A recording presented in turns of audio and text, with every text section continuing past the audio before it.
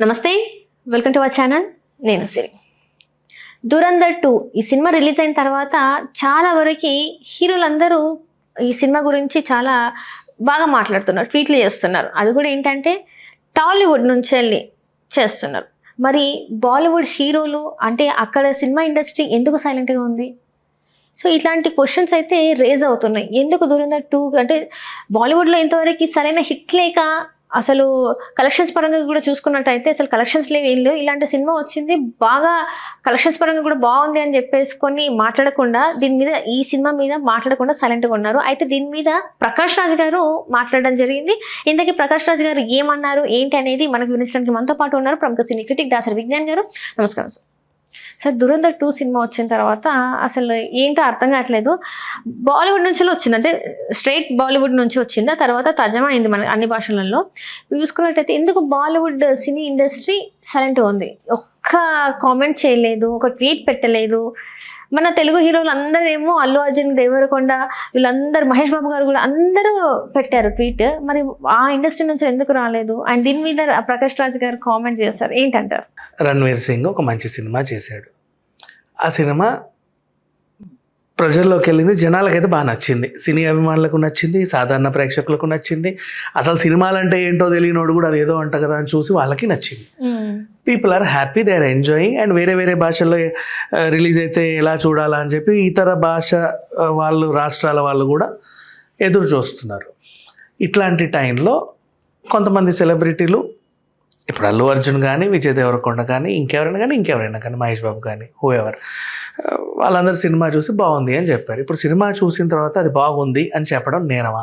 ఎవరి అభిప్రాయం వాళ్ళది. నావు అల్లు అర్జున్ చెప్పారు, మహేష్ బాబు చెప్పారు, మరి ప్రభాస్ ఎందుకు చెప్పలేదు? శర్వానంద్ ఎందుకు చెప్పలేదు? నాని ఎందుకు చెప్పలేదు? మరి కొట్లాడండి ఇక్కడ కూడా. అడవిశేష్ ఎందుకు చెప్పలేదు? రామ్ చరణ్ ఎందుకు చెప్పలేదు? చిరంజీవి గారు ఎందుకు చెప్పలేదు? బాలకృష్ణ ఎందుకు చెప్పలేదు? వెంకటేష్ అని చెప్పలేదు? అదో గొడవ. సరే, పోనీ వాళ్ళు చూడలేదు ఏదో అనుకోవచ్చు. నెక్స్ట్, మరి ఎందుకు చూడలేదు? ఇంతమంది చూసినప్పుడు మీరు ఎందుకు చూడలేదు? అదో గొడవ. సరే, అందరూ చెప్పారు. అదేంటి అయినా ఇది బాలీవుడ్ సినిమా కదా, బాలీవుడ్ వాళ్ళు ఎందుకు చెప్పట్లేదు? సరే, పోనీ బాలీవుడ్ వాళ్ళు కూడా చెప్పారే అనుకుందాం. ఇది పాన్ ఇండియా సినిమా కదా, పాన్ ఇండియాలో వేరే రాష్ట్రాలు ఎందుకు చెప్పట్లేదు? కమల్ హాసన్ ఎందుకు ప్రజెంట్ చేయలేదు? రజనీకాంత్ గారు ఎందుకు చెప్పట్లేదు? ఇటువైపు వీళ్ళు ఎందుకు స్పందించట్లేదు? కిచ్చా సుదీప్ చెప్పట్లేదు, సూర్య చెప్పట్లేదు, మరి మాధవన్ వాళ్ళు చెప్పట్లేదు, ఎవడెందుకు చెప్పట్లేదు? సరే, అందరూ చెప్పారు, ఓకేనా? ఇండియా వ్యాప్తంగా హీరోలందరూ చెప్పారు, మరి హీరోయిన్లు ఎందుకు చెప్పట్లేదు? అసలు ఆయన భార్య చెప్పలేదు, ఇంకా వాళ్ళ ఫ్రెండ్స్ చెప్పలేదు, ఎందుకు చెప్పలేదు? సరే, పోనీ హీరోయిన్లు చెప్పారు. రాజకీయ నాయకులకి దేశభక్తి లేదా? ఒక మంచి సినిమా ఇంతమంది మాట్లాడుతారు, వీళ్ళు ఎట్లా అసలు ఎందుకు చెప్పట్లేదు దీని గురించి? అంటే ఏంటిది ఇప్పుడు? దీని గురించి అందరు చెప్పాలా? రూలా ఏమైనా పెద్ద విషయమా? చూసినోడు చెప్తాడు, చూడనోడు చెప్పాడు. చూసినా చూడకపోయినా చెప్పాలనుకుంటే చెబుతారు, లేకపోతే చెప్పరు. మరి ఏంటి ప్రాబ్లం ఏంటి? అంటే ఇక్కడ ఏంటంటే ఈ సినిమా మీద ఒత్తిడితోని ఇప్పుడు వీళ్ళందరూ కామెంట్ చేశారు. కొంతమంది ఉత్తరాదిన ఉన్న నాయకులు వీళ్ళని ఒత్తిడి చేశారు, అందుకే వీళ్ళు కామెంట్ చేశారు అని చెప్పేసి మాట్లాడుతున్నారు. అది కరెక్ట్ అంటారా? ఎగ్జాక్ట్లీ చెప్తున్నా. ప్రతి ఒక్కడికి చేతికి ఫోన్లు, ప్రతి ఒక్కడికి చేతికి సోషల్ మీడియా అకౌంట్లు, ప్రతి ఒక్కడికి మాట్లాడే గొంతు వచ్చిన తర్వాత ఈ దరిద్రం అంతా స్టార్ట్ అయింది. యాక్చువల్గా చెప్పాలి అంటే విషయం ఏంటి, ఒక సినిమా రిలీజ్ అయింది, ఏదో కొద్దో గొప్ప ఒక టాక్ తెచ్చుకుంటుంది. నచ్చిందన్నా నచ్చలేదన్నా చూసేవాడు అందరూ చూస్తున్నారు.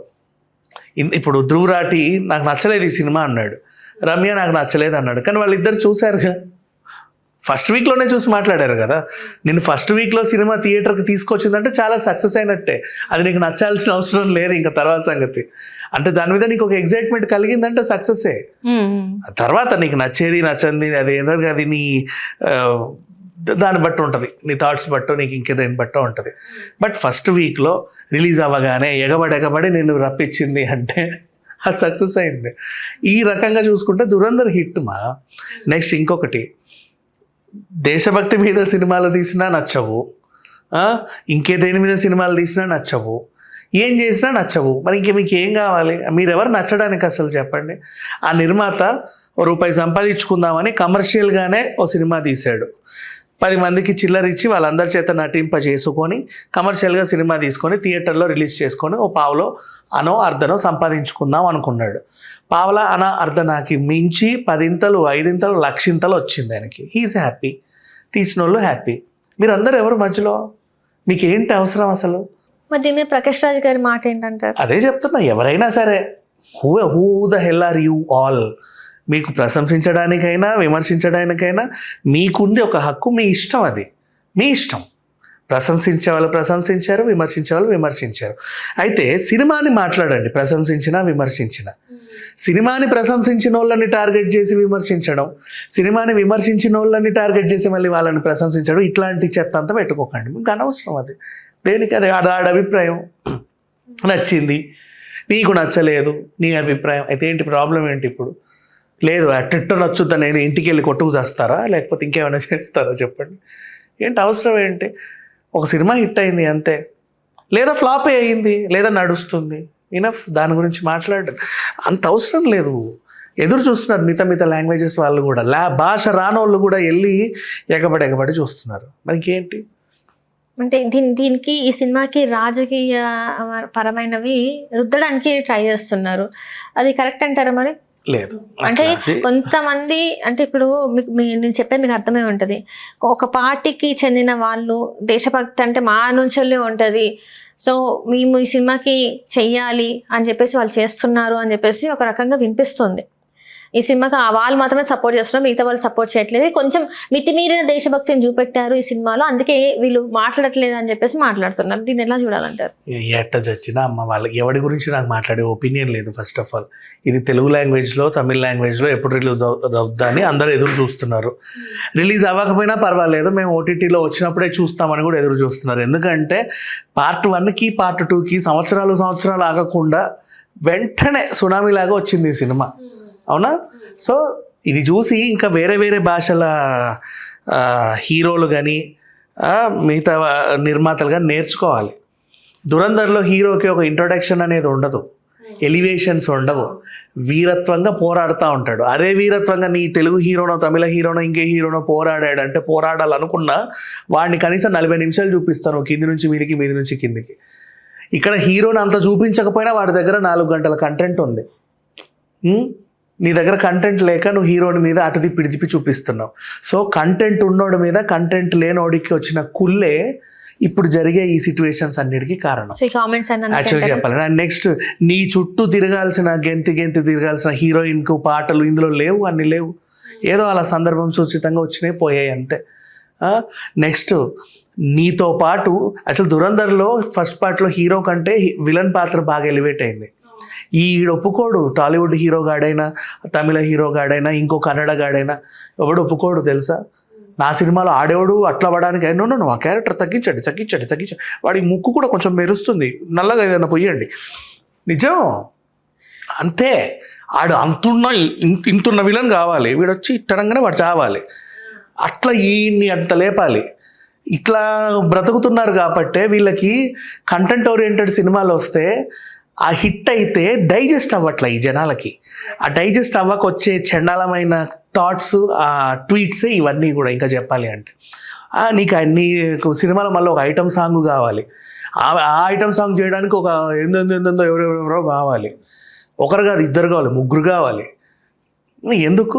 నిజంగా ఎందుకంటే ఇంకా చెప్పాలంటే సౌత్ సినిమాలు నేర్చుకోవాల్సిన మళ్ళీ అంశం, హీరో డేట్లు కొనకండి, కథలు కొనండి. కథలు కొంటే దురంధర్ లాగా అవుతాయి, అవునా? కథలు కొంటేనే పుష్పలాగా అవుతాయి, కథలు కొంటే దేవర లాంటివి వస్తాయి. కథలు కొనండి, అంతేనా? హీరో గాడి డేట్లు కొంటారు ఎందుకు? ఎవడాడు అసలు? వాడి డేట్లు నీకెందుకు చెప్పు? ఏడు నుంచి వచ్చాడాడు? హీరో గాడి డేట్లు కొన్న ఏ నిర్మాత కూడా 100% చెప్తున్నా అసలు వాడికి ఉండవు, ఏమీ ఉండవు. కథని కొనండి, తర్వాత ఎతుక్కో, ఎవడైనా పర్లా దాంట్లో, నీ ఇష్టం. ఎందుకంటే కరోనా తర్వాత జనాలు ఈ చండాలన్నీ చూడడం వదిలేశారు, ఓకేనా? సినిమాలు చూడడం నేర్చుకున్నారు. సో సినిమాకి కావాల్సింది కథ, ఆడెవడో కాదు. Thank you so much. Hello, Telugu రాజ్యం ఛానల్ చూస్తున్నారా? సామాజిక, రాజకీయ, జీవన చిత్రణే తెలుగు రాజ్యం. అతిశయోక్తులు, అసత్యాలు ఉండవు. రాజకీయ కోణం కాదు, ప్రజా కోణమే కొలబద్ద. తెలుగు రాజ్యం వీక్షణ మీ ఉత్తమ అభిరుచికి నిదర్శనం.